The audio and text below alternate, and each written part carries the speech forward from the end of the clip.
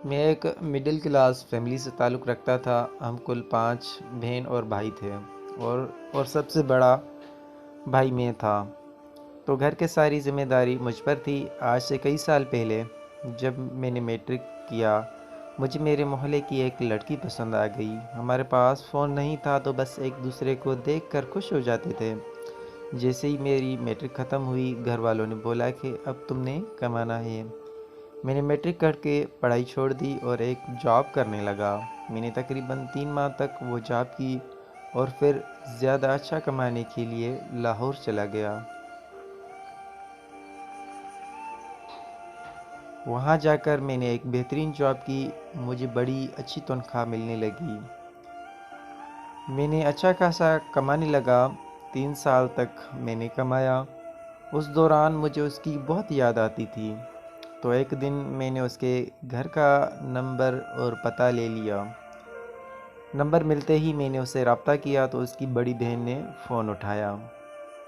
میں نے کام کے بہانے سے چھوٹی بہن سے بات کرنے کا بولا تو اس نے فون اسے تھما دیا۔ وہ بات کرنے لگی اور ہم نے کوڈنگ میں بات کی۔ وہ بہت گھبرائی ہوئی تھی، بس اس کے بعد ہماری بات ہوتی رہی۔ کچھ عرصے کے بعد ہم دونوں نے اپنے گھر والوں کو بتا دیا کہ وہ ہماری شادی کروائی جائے۔ دونوں کے گھر والے مان تو گئے، لیکن سب بولنے کی پہلے لڑکا کوئی سرکاری نوکری ڈھونڈے۔ لیکن میں باہر کسی ملک جانا چاہتا تھا۔ اس لڑکی اور اس کے گھر والوں نے مجھے روکنا شروع کر دیا کہ نہیں، یہیں رہو گے اور کوئی سرکاری نوکری کرو۔ میں اس کی وجہ سے خاموش ہو گیا اور نوکری کے لیے اپلائی کرنے لگا۔ اس کے بعد پتہ نہیں ایسا کیا ہوا، ہم دونوں کی بات نہ ہوئی بہت وقت تک۔ ہم دونوں ایک دوسرے کے ساتھ رابطہ نہ کر سکے۔ میں چھٹیوں پر لاہور سے واپس گھر آیا تو اس کو دیکھنے کے لیے 2 دن تک اس کی گلی میں پھرتا رہا، مگر وہ نظر نہیں آئی۔ تیسرے دن صبح ناشتہ کر رہا تھا، مجھے میرے دوست کی کال آئی۔ اس نے کہا، جس کو ڈھونڈ رہے ہو نا، وہ ادھر وکٹوریہ ہاسپٹل میں بے ہوش پڑی ہے۔ ڈاکٹر بتا رہے ہیں کہ اس نے زہر پیا ہے۔ یہ سن کر میرے پاؤں تلے زمین نکل گئی۔ میں نے فوراً ناشتہ چھوڑا اور ہسپتال بھاگ پڑا۔ وہاں جا کر دیکھا تو وہ ایمبولینس میں بے جان پڑی تھی۔ میرا جسم کانپ رہا تھا، مجھے ٹھنڈے پسینے آ رہے تھے۔ وہ نازک جان میرے آنے سے پہلے چل بسی تھی۔ میں چیختا رہا، روتا رہا۔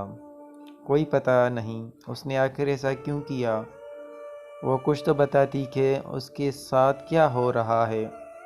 اس کے جانے کے بعد مجھے فوراً سرکاری نوکری بھی مل گئی، مگر وہ میرے کسی کام کی نہیں تھی۔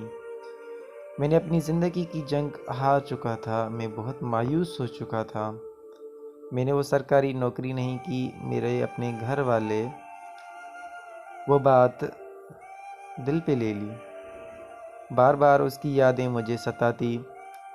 میں نے باہر ملک کا ویزا کروایا اور ملک چھوڑ کر پاکستان نکل گیا۔ آج میرے پاس سب کچھ ہے، اچھا اسٹیٹس، نام، پیسہ، نوکری، سب کچھ، لیکن وہ نہیں۔ میں آج تک یہ سوچ کے گھرتا ہوں کہ اس نے ایسا کیوں کیا ہم دونوں کے ساتھ، آخر کیوں؟ زہر پی لیا اس نے، آخر کیوں؟